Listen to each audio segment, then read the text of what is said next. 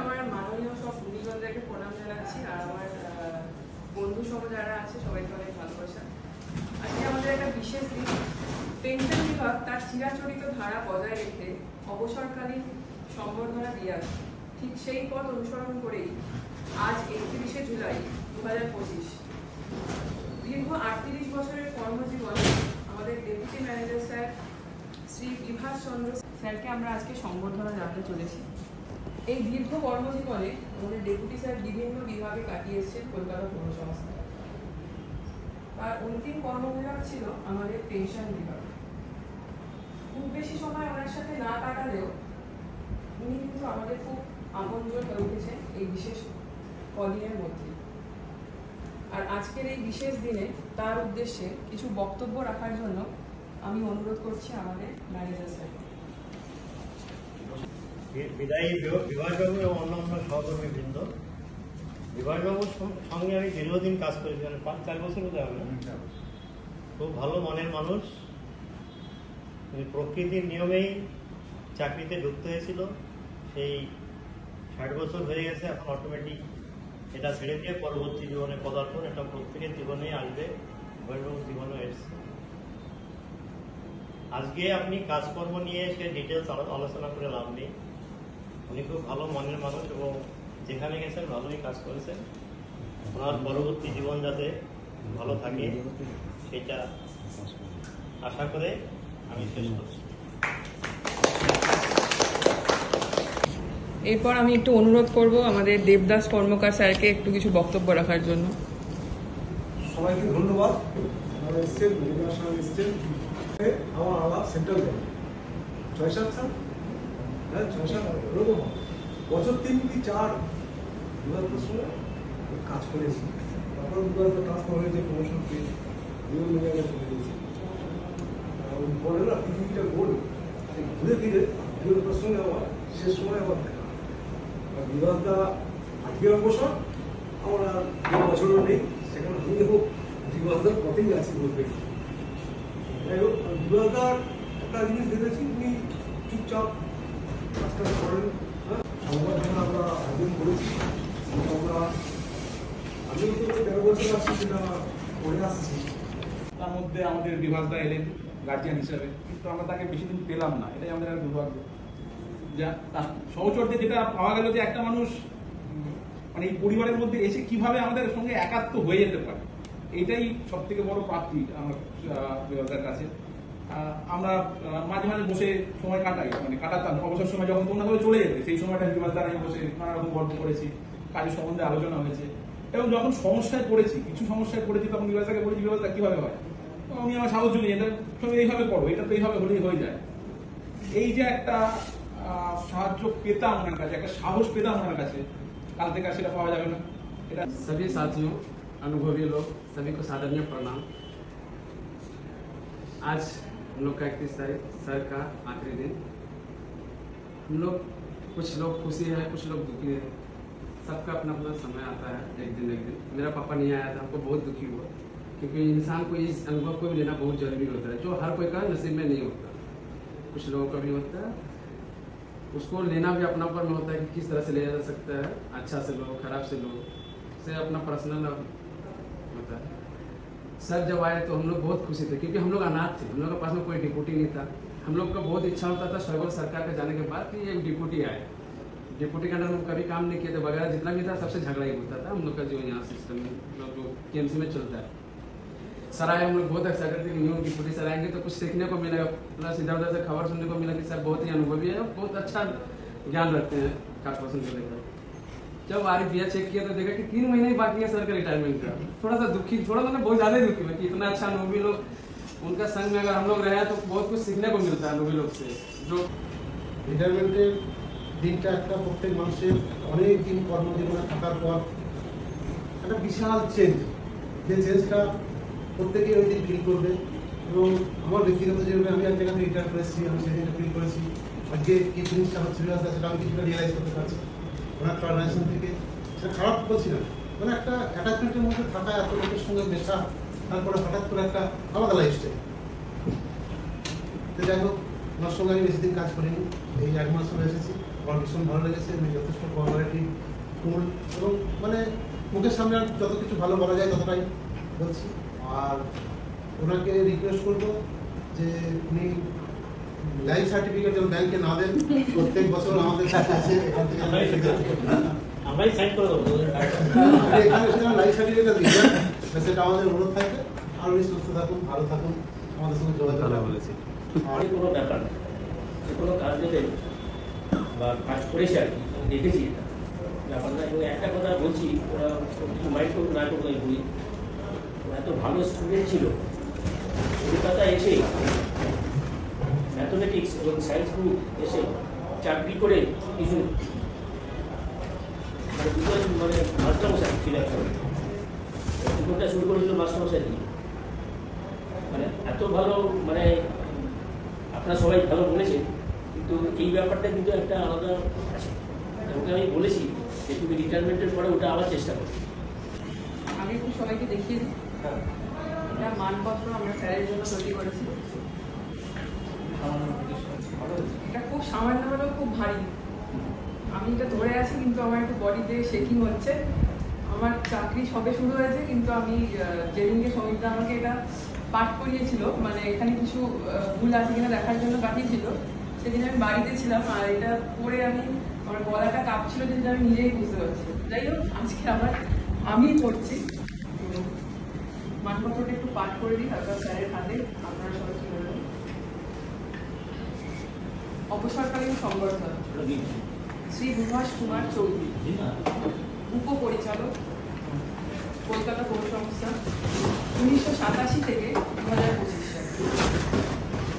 সাথী, যৌবনের উষালগ্নে পৌর পরিবার ক্ষুব্ধ হয়েছিল তুমি। জীবনের স্বর্ণালী সময়ের প্রতিটি ফল অনুফল তুমি কাটিয়েছ এইখানে। 60 বসন্তের অভিজ্ঞতা পুষ্ট তোমার জীবনে নতুন সূর্যোদয় ঘটবে আগামীকাল। তোমার সুদীর্ঘ কর্মজীবন দক্ষতার সাথে অতিক্রান্ত করে অবসরের দোরগোড়ায় এসে উপস্থিত হয়েছে। অবসর, এই অবসর কথাটির মধ্যে কোথায় যেন জড়িয়ে আছে ছুটির বার্তা। না বন্ধু, এ ছুটি সে ছুটি নয়, এ শুধু ছকে বাঁধা কর্মজীবনের সাময়িক ছন্দপতন। এ যেন দুরন্ত গতির কোনো ক্রীড়া প্রতিযোগিতার প্রথমার্ধের ক্রীড়া প্রদর্শনের ক্ষণিকের বিরতি। তারপর নতুন আঙ্গিকে শুরু হবে দ্বিতীয়ার্ধের প্রদর্শন পর্ব। আপাতত তোমারও ক্ষণিকের যাত্রা বিরতি। নতুন উদ্যমে আবার চলতে হবে আগামীকালের উদ্দেশ্যে। দক্ষ ক্রীড়াবিদের মতোই নতুন ছন্দে নিজেকে মানিয়ে নিতে হবে। এটাই জীবন, এটাই অনিবার্য। তোমার জন্য রইল আমাদের অসীম ভালোবাসা। তোমার সাহচর্য আমাদের পাথেয় হয়ে থাকলো। তোমার আগামীকাল হোক সুস্থ ও সর্বাঙ্গীন। ধন্যবাদ। এতক্ষণ তোমরা দেখলে আমাদের ডেপুটি স্যারের রিটায়ারমেন্টের যে সম্বর্ধনা আমরা অ্যারেঞ্জ করেছিলাম সেটা। তো এর মাঝে একটু চা বিরতি হওয়াটা খুব ইম্পর্টেন্ট, তাই জন্য বিশুদা নিয়ে চলে এসেছিলো কফি। তো একটু কফিটা সবাইকে দিয়ে দেওয়া হচ্ছে। এরপর আমরা কিন্তু স্যারের জন্য যে গিফটগুলো এনেছি সেগুলোকে কিন্তু ডিস্ট্রিবিউট করব। তো এই দেখো কফি চলে এসছে, যেটা খুব ইম্পর্টেন্ট। আর এরপরে দেখো স্টাফের সংখ্যা প্রচুর ছিল, বলতে গেলে এক্সেস স্টাফই ছিল। হ্যাঁ, কিন্তু কেন পরিবেশটা কিন্তু অন্যরকম ছিল। এখনকার পরিবেশ মানে এতটা এখন আমি কর্মচারীর মধ্যে দেখেছি একটা মানে একটা ভয়ভীতি, বা সবার ক্ষেত্রে না, কিছু কিছু যেন আমাদের ভয়ভীতি কাজ করে কাজের ক্ষেত্রে, এই করতে পারবো কি পারবো না, সেটা আগামী দিনে সেই সময় ওটা ছিল না। যাই হোক, পরিস্থিতি মানুষের বদলায়, এই পরিস্থিতি বদলানোর সাথে আমাদের সবাইকেই নিজেদের বিবর্তন করতে হয়। সব কিছু যদি তো বিবর্তন হয়, কাজেরও বিবর্তন হয়ে এসছে, কম্পিউটার এসছে, কাজের পদ্ধতি পাল্টেছে, সিস্টেম পাল্টেছে, হ্যাঁ, অ্যাডমিনিস্ট্রেটিভ রিফর্মস এসছে, বিভিন্ন রকম এগুলো মানিয়ে নিতে হবে কর্মচারীদের। যেরকম পরিস্থিতি সেখানে সেইভাবে কাজ করতে হবে। এবং পারস্পরিক সম্পর্ক, এটা একটা বিরাট ব্যাপার। স্টাফেদের মধ্যে পারস্পরিক সম্পর্ক এটা থাকলে, আমার ওই দাদার সাথে আমার দীর্ঘদিনের সম্পর্ক, সেই প্রথম জীবন আমরা ঢুকেছিলাম। কিন্তু এরকম শুনতে হয় না, আজকেও আমাকে 3-4 জন ফোন করেছে, সেই প্রথম ডিপার্টমেন্টে যখন জয়েন করেছিলাম তারা ফোন করেছে। হ্যাঁ, এতদিন পরেও তারা জানে যে আজকে আমার রিটায়ারমেন্ট, তারা জয়েন করেছে। এই যোগাযোগটা থাকা উচিত মানুষের দিক থেকে। আমরা সর্বোপরি আমরা মানুষ, সুতরাং ভুলভ্রান্তি ত্রুটি বিচ্যুতি মানুষের থেকেই থাকে। আর যে সংস্থা আমাকে অন্য দিয়েছে সেই সংস্থার প্রতি একটু রয়্যালটি অনেক দরকার। এই জায়গাটাতে আমাদের একটু পরিচ্ছন্নতা থাকতে হয়, কারণ সে আমাকে অন্য জুগিয়েছে এত বছর। সেইটুকু আমি কতটুকু পেরেছি না পেরেছি সেটা পরের ব্যাপার, সবার সবার থাকে না, কিন্তু চেষ্টা করেছি, কত কিছু পেরেছি কিছু পারিনি। স্টাফেদের সাথে সম্পর্ক আমার বরাবরই সব যেভাবেতেই গেছি ভালোই ছিল। কখনো কারোর সাথে বা কোনো আধিকারিকদের সাথেও আবার কখনো কোনো মতবিরোধ বা কিছু কখনো হয় না। এই নিয়েই মানে এই 38 বছরের কর্মজীবনে আমার উপলব্ধিটা ম্যাক্সিমামটাই ভালো, টোটাল 99%ই ভালো বলতে পারবো। সুতরাং এইটা একটা মানুষের পাওনা জীবনে, আর অবসর তো নিতেই হবে। সেই অবসর দিন আজকে সেখান থেকে, তবে তো এটাতে নিয়ে অনুশোচনা কিছু নেই। আগামী দিন তোমরাও বা আপনারাও সকলে কাজকর্মতে থাকো, সংস্থার প্রতি একটু রয়্যাল থাকো। নিশ্চয়ই তোমরাও এইভাবে আলোচনা এগিয়ে যাবে, কারণ তোমাদের এখনো সবারই অনেকেই অনেক বছর চাকরি আছে, পরিবর্তন আবার আসবে, সেটা মানিয়ে নিয়ে কাজের সাথে এগিয়ে যেতে হবে।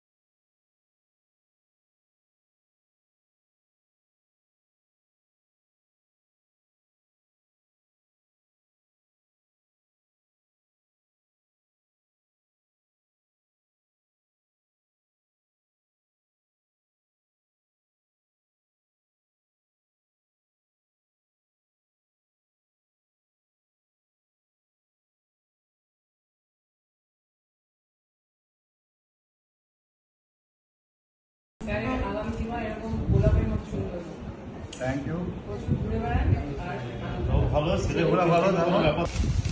তো এর আগের ব্লগে তো তোমার সাথে শেয়ার করেইছি যে আমরা স্যারের জন্য কী কী গিফট কিনেছিলাম। তো এবার সেই গিফটগুলো ডিস্ট্রিবিউশন পার্ট। এই দেখো একে একে ওনার হাতে সব গিফট আমরা সবাই মিলে তুলে দিয়েছি, আর সবাই মিলে প্রার্থনা করেছি যাতে ওনার আগামী দিনগুলো খুব ভালো কাটে। সবথেকে বড় কথা, ওনার আগামী দিন খুব সুস্থভাবে কাটুক, এটুকুই চাইব। উনি আনন্দে থাকুক। এতদিনের কর্মজীবন উনি শেষ করেছেন, সফল হয়েছেন কর্মজীবন শেষ করতে। আগামী দিনগুলো আরও ভালো কাটুক। তো চলো দেখে নাও। এই ভিডিওটা অনেকটা বড় হয়ে গেছে অলরেডি, তাই জন্য এটাকে খুব একটা বড় করছি না, বাকিটা তোমরা এনজয় করো। এখানে দেখো স্যারের হাতে মিষ্টির প্যাকেট তুলে দেওয়া হচ্ছে। তো আমরা যতজন স্টাফ ছিলাম সবাই কিন্তু মিলেমিশেই স্যারের হাতে উপহারগুলো তুলে দিয়েছি। আর ইনি হলেন স্যারের দাদা, মানে কলিগ ছিলেন প্রথম জীবনের। তিনি আজও ওনাকে মনে রেখেছেন, আর আজকে তার রিটায়ারমেন্টের দিনে এসছেন। আর এই মানপত্রটি তুলে দেওয়া হচ্ছে, স্যারকে সম্মানিত করা হলো। তো এই ছিল ডেপুটি স্যারের রিটায়ারমেন্টের ব্লগ, আর এইখানেই শেষ করলাম আজকের রিটায়ারমেন্ট ব্লগ।